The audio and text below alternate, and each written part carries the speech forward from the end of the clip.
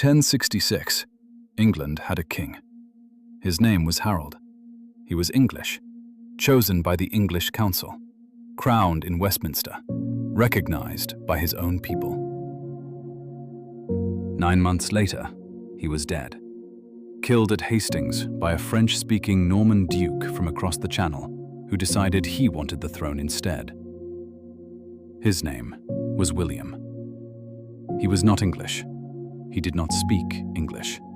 He had no English blood.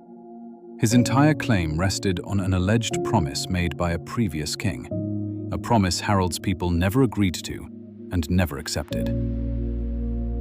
But he won the battle, and in the world William lived in, that was enough. What followed was not a new chapter for England. It was an occupation. Understand what William actually was. He was the Duke of Normandy, a region of northern France. His ancestors were Vikings who had settled there a century and a half earlier, gone native, learned French, adopted French customs. By William's time, they were as Norman French as it was possible to be. He spoke no English. He cared nothing for English law or English tradition. He wanted the land, the wealth, and the power that came with a crown. After Hastings, he marched on London. He burned the towns around it to make his point. He was crowned on Christmas Day 1066 in Westminster Abbey, while, outside in the streets, his own soldiers set fire to buildings because they heard noise and panicked. That is how William the Conqueror came to England. Then he got to work. Within years, the English aristocracy, every major lord, every landowner with any standing, was stripped of their estates, replaced. Norman lords imported from France were handed English land that had belonged to English families for generations. The language of the court became French. The church was restructured, with Norman clergy at the top. English was the language of servants and peasants now. An entire country, its land, its institutions, its ruling class, handed to foreigners who had won one battle on one autumn afternoon. The English had not been consulted, and in the north, they said no.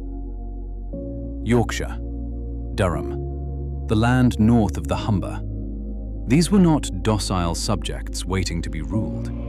The north had its own earls, its own laws, its own deep connections to the Danes across the sea, people who understood what it meant to resist. They had never accepted William. They never would.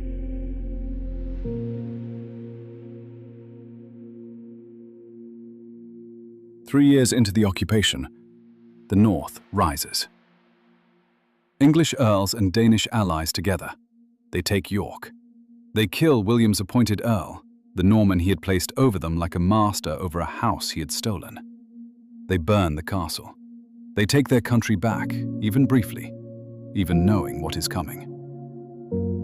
William's answer is not a battle. It is something colder. He divides his army, sends them north in columns, not to fight, to erase. Every village, every farm, every barn, every storehouse. Burn it. The grain that families had stored for winter. Burn it. The seed that would grow next year's crop. Burn it. The livestock. Slaughter them where they stand. The ploughs and the tools. Smash them. The oxen. Kill them. Without oxen there is no ploughing. Without ploughing there is no planting. Without planting, there is nothing. Then drive the people into the hills, into the winter. Think about what that means. A family, a mother, a father, children. They have done nothing but live in the north and refuse to call a French duke their king. One morning, Norman soldiers arrive.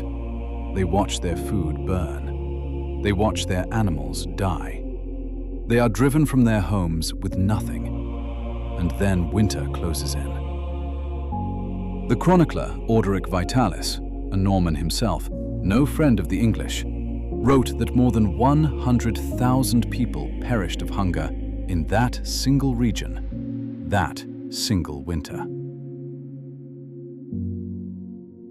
People ate their horses, then their dogs, then their cats, then each other. Entire villages simply stopped existing. Roads through the north became lined with the unburied dead. Travelers reported walking for miles, seeing nothing alive.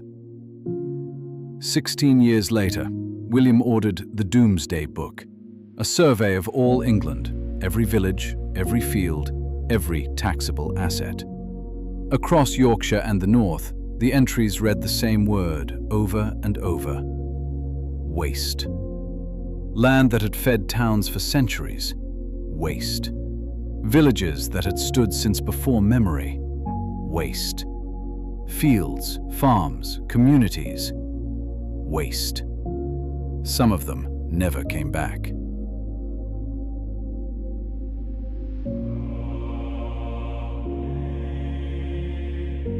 The North had risen against him, that is true.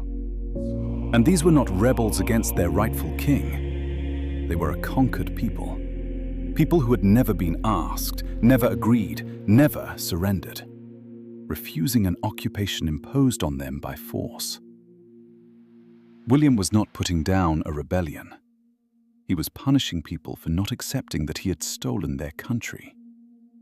And the men who carried the torches, ordinary Norman soldiers, men with families of their own, men who had mothers and children somewhere back in France, rode through the snow and burned other families' last food while the children of those families watched. They did it because they were told to. They did it because the man who gave the order had won a battle 3 years earlier, and that made him king. That is the mechanism. Not rage, not battle. A decision. Made in cold blood by a man in a castle. Carried out by ordinary men with torches. The North stayed poorer, angrier, more separate, for centuries. The land took generations to recover. Some villages were never resettled. The population in parts of Yorkshire was cut by 75%. That is not a battle. That is not a war. That is the deliberate destruction of a people's ability to exist. William secured his throne. He died in 1087 in Normandy, France, where he was from. He is buried there. England was just the prize. Conquerors have always done this. Take the land, replace the rulers, destroy anyone who says no loudly enough, break the ground so nothing can grow back. The technology changes. Norman knights become artillery, become bombers, become sanctions and blockades, and burned harvests on the other side of the world. The decision, made in cold blood by a man in a castle, carried out by ordinary men with torches, never changes. Same species, same mistakes. Case closed.